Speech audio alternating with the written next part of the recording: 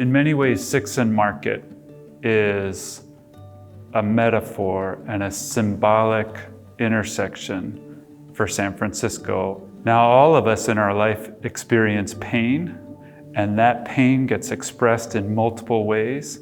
So before Urban Alchemy came to 6th and Market, what was visible at 6th and Market is everyone's internal pain was visible externally in the public space, on the sidewalk.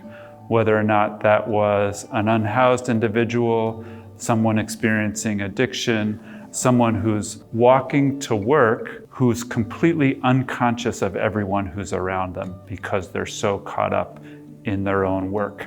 So all of that was visible. All of that pain, all of that disconnection was visible on that street. I'm ensuring that when they're out there in the field, that they're properly dressed, properly groomed, have their gloves, their PPEs, their Narcan reversals on them at all times. Also make sure that there's no slouching, make sure that they're very welcoming to our community. Typical day is our unhoused neighbors. A lot of times they like to set up in front of businesses to where either they're using their drugs or either they're vending, trying to sell stuff. Immediately I let them know what time it is because Mid-Market opens for employment for our guys at 10 o'clock. So we kind of like give them heads up. I'll make it there, even though I'm supposed to be there at 10, but I always come very early to pay attention to what I'm seeing, what I'm gonna get myself into, preparing my speech. My approach and how I talk to people is with respect. Because once I got to knowing who they are as a person, they got to know who I am. So when they see me, they automatically say, we finna move, we finna move. So what we do different from the police is that we show concern. We show our empathy. We show love and let them know that we hear them. Urban Alchemy enjoys a strong, practical relationship with the police. There are situations, there are emergencies that arise that Urban Alchemy is simply standing there while the appropriate service arrives, whether that's someone who has an accident, whether someone who overdoses. If we need to call and invite the police to come and intervene, if ourselves or someone else is in physical danger, we'll call the police.